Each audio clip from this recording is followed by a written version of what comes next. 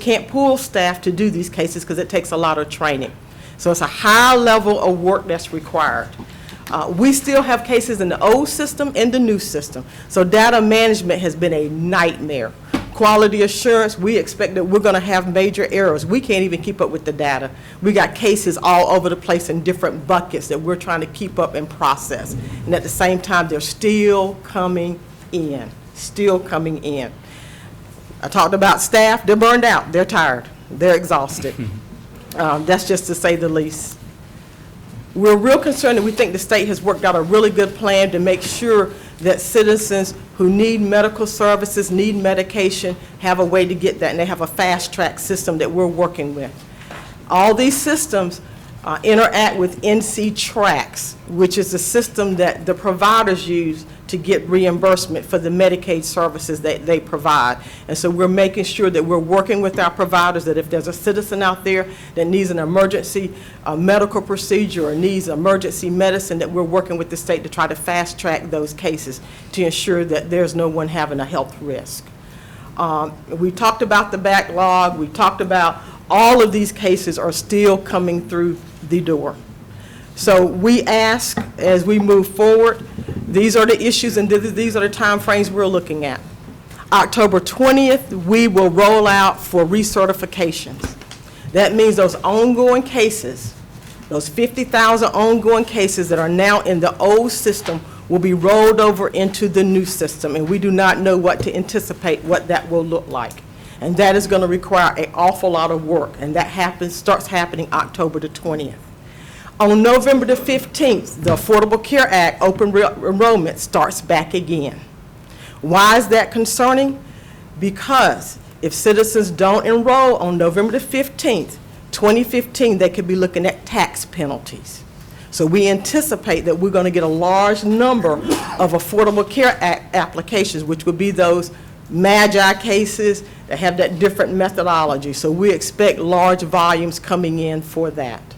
And so we're very, very concerned, and we will be continuing to have to work an awful lot of long hours to get this work done. Soon as that is finished, we will then roll into child care. And we hope at that point we'll get a breather because we're only talking about 4,000 cases.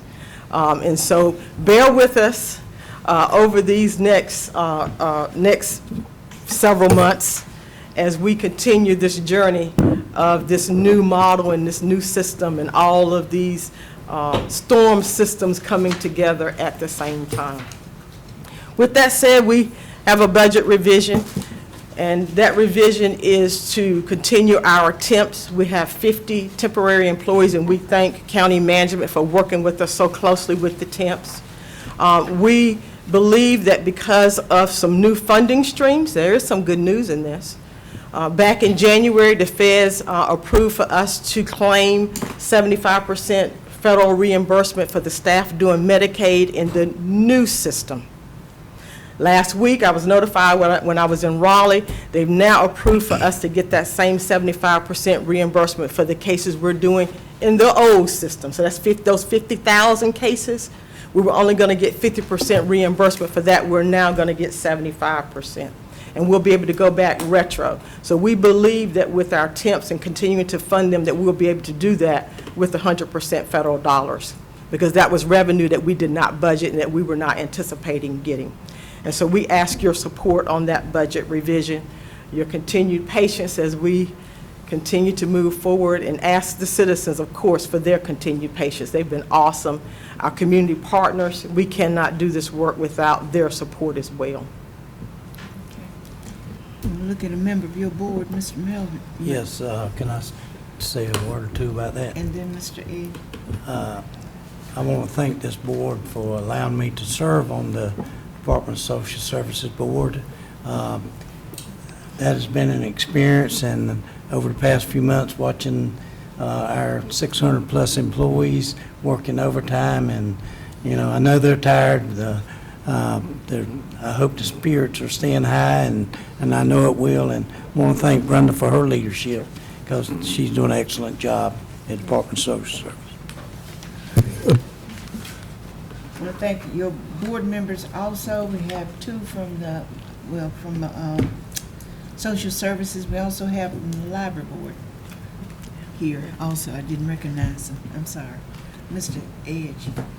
Yes, Madam Chair, I just want to thank DSS. One of Commissioner Council's favorite sayings is, we don't know what we don't know. And when Deputy County Manager James Lawson and I went to Durham, I believe it was Tuesday of a week, last week ago, Tuesday a week ago, we found out some things that I personally didn't know, and I serve on the Behavioral Alliance Board, how they are working with the various agencies in Cumberland County, one of them being DSS. And I want to thank you for that, because there's some good things going on, some good collaboration between the Alliance Board and between DSS, particularly with people with developmental disabilities and substance abuse, and I thank you for that. I commend you for that, and I would also, Madam Chair, like to suggest, I know Brenda's got enough things to do. I know this meeting will be on our website, and I don't know if you can isolate her presentation here or not. There's probably not a lot of people looking at this time. They probably have seen the first of the meeting, and that's probably all they know about. But this is an educational part, and I'd like to say to Sally Shudd, our government relations person, if we could do this on our special community channel, Sally, I think it would be beneficial for anybody that would watch to see and hear what is being done, the lives that are being served, the cases that are being handled by DSS, and I know you got a lot to do, and I don't know if you can do that or not, but I would certainly like to suggest that, and that's all that is. So, thank you. We can make it happen. I think this is the magnitude. It's just awesome. I can't wrap my hands around it. I'd like to move that we approve this budget amendment. Second. I'm sorry. I can just ask questions during discussion if you like. It's okay. It's not a problem. I'm sorry. No. It's been moved and seconded. Mr. Keith has some remarks and discussion. Brenda, thank you. I have a couple questions. Sure. One is the NC Fast system that is being implemented. I would imagine that although it simplifies the process, wouldn't it also help, it would help your agency to ensure that there's no abuse of the system with particular people also? Yes, I mean, we already had that in place in our old system anyway. NC Fast just enhances that, of course. So you could check on one individual and see all the things that they are taking part of and whether or not they are truly authorized to get it. Is that true? I use the analogy that we're like the CIA. We have access to just about every computer system at the federal and state level. And so just about everything that someone comes in to tell us, we can validate it in one way or another. One of the other things I had, one of the things that stood out for me before is this multiple applications. Yes. I read that as multiple applications, meaning multiple work. You could have the same person doing the same application 3 times, and you could have 3 caseworkers working on it. That's correct. And each application could be something different. So the person could have applied at the library. They could then come to our office and applied, and they may have lost their job in the interim. They could go to the hospital and have a different change of situation. So the 3 applications could look different. Therefore, every one of those applications would have to be assessed. Well, I can see what a struggle that puts on your people, That's and I would hope that DHSS is putting this as a priority. Yes, we, as the Directors Association, has 17 major priorities. We've asked them to look at system fixes, and this is one of the number 1. Okay. We also are meeting quarterly with our community partners, and we've also educated them about the fact that if an application has been made, they don't need to keep referring the citizen, and we'd be glad to verify that. So we've asked our community partners to help us with that until the NC Fast fix can be put in. Well, people are normally impatient, Yes, and they figure that's nobody's talking to me, I'm going to apply again, and I'm That's going to apply correct. again. The last thing, we talked about a number of things tonight about the potential loss of jobs with the post office. Is Social Services ever done an actuary to say, we all know that your department has had increased demand for services in the last 3 or 4 years. If we were to lose, say, 400 jobs, is there an actuary out there that says that this is going to, how this would impact Cumberland County? And on the reverse of that, if we were to gain a certain amount of jobs, what would that do to your, is there a formula, is there an actuary out there on that? We actually did a little bit of this when we were going through the sequestration, looking at Amy and Melissa, looking at the impact, and I think we came up with about 50% on average that is funded by the Fed. So when you look at 50% of positions being lost, that's 50% of federal revenue that we're losing. And of course, if we're not able to process the cases, then that benefit, that federal benefit that's spent in the community does not come to the community. So it does not hit your drugstores, your doctor's offices, your Walmarts, your food stores would be impacted.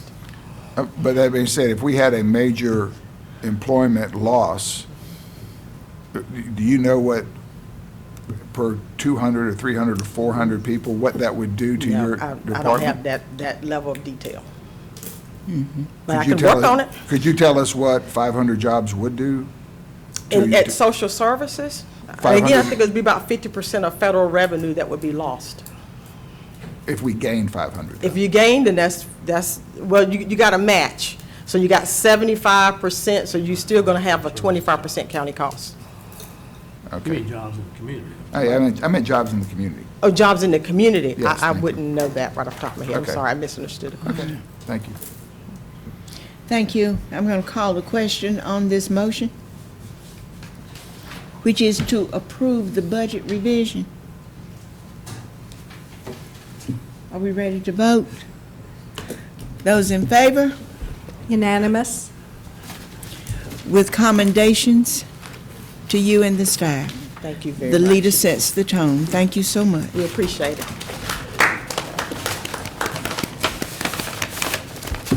Item number 5, Madam Chair, is consideration of a resolution authorizing the filing of an application for approval of an installment financing agreement authorized by NCGS 160A-20. Mrs. Cardinale. Good evening.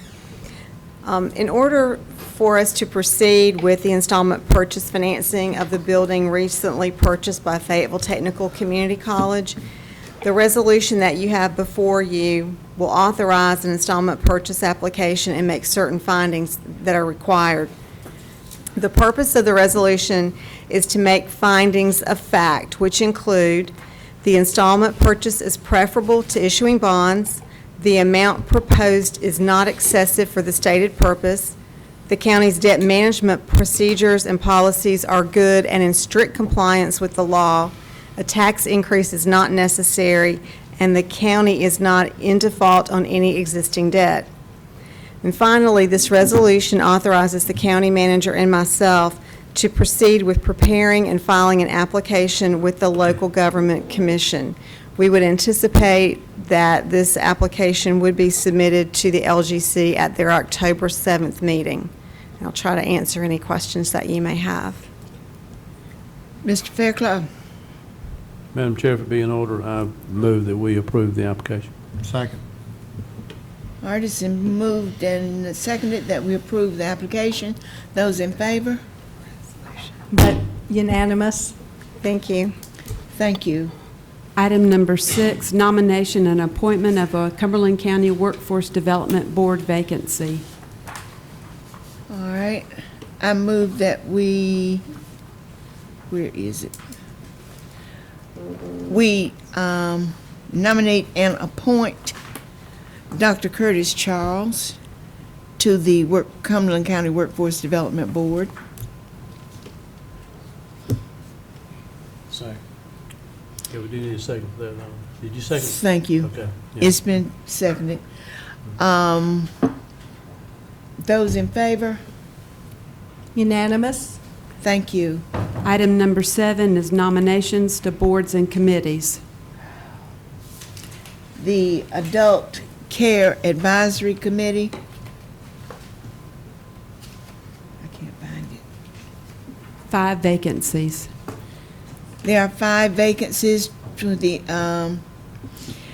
and I would nominate Mary Ann Ayers, George Mitchell, Latara Ray, Rashida Reed, and Carla Fagan.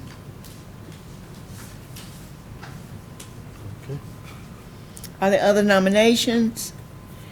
If not, let's go on to the Animal Control Board, please. Madam Chair, I would nominate Melissa Katzenberger, if I'm pronouncing All that right. correctly. Ms. Katzenberger Katzenberger. has been nominated. Are there other nominations? If not, let's go on to the Southeastern Economic Development Commission. Is that yours, Mr.? What? That's Madam Chair, me. I would nominate the Honorable Jeanette Council to succeed herself. Okay, thank you. I appreciate that. Are there other nominations? I forgot. I'm sorry. I forgot that was me. I thought it was Ed. I forgot. Board of Health, Mr. Commissioner Edge, we're ready now with appointments? Yes, I am. Board of Health, we have 1 vacancy. David Grayshock. Mid-Carolina Aging Advisory Committee, Willie McCoy Jr. Nursing Home Advisory Board, 3 vacancies. Sonia Council, Michael Blake, and Ron Rooks, and I would move that all of them be appointed. Second. All right, those in favor? Unanimous. Thank you. I'm going to recess the Board of Commissioners meeting, and now I am going to convene the Kelly Hill Slocum Road Water and Sewer District Governing Board. We have for a special meeting. All right. And I move that we approve the minutes for the June 6, 2011 special meeting. Second. All right, it's been moved and seconded that the minutes be approved. Those in favor? Unanimous. Item B is the approval of the Kelly Hills. Do I have a motion? I move that we approve the Kelly Hills Slocum Road Wholesale Sewer and Operation and Maintenance Agreement. Second. Those in favor? Unanimous. And item C, Madam Chair, I move that we ratify the adoption of changes to the Kelly Hill Slocum Road Water Sewer. second. Those in favor? Unanimous. Thank you. Mr. Edge moves that we adjourn this meeting, and I second. Well, that's correct. You reconvene the Board of All Commissioners. right, and we're now reconvening the Board of Commissioners meeting, all right, which is reconvened. And I move that we go into closed session for an attorney-client matter pursuant to NCGS 143-318, 11A3, and an economic development matter pursuant to NCGS 143-318, 11A4. Second. We got to vote on that. Those in favor? Unanimous. We are now in closed session.